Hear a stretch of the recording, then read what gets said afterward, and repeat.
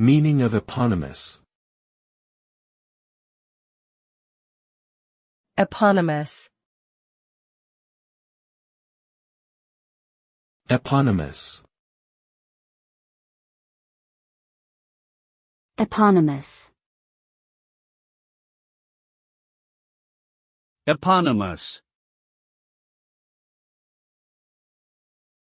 The term eponymous refers to the name of something, such as a book, movie, or album, that is named after its creator or main character.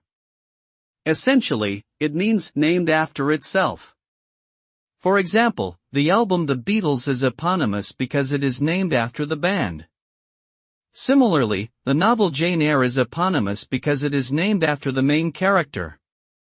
This naming convention can be used to create a sense of identity and connection between the name and the work in question.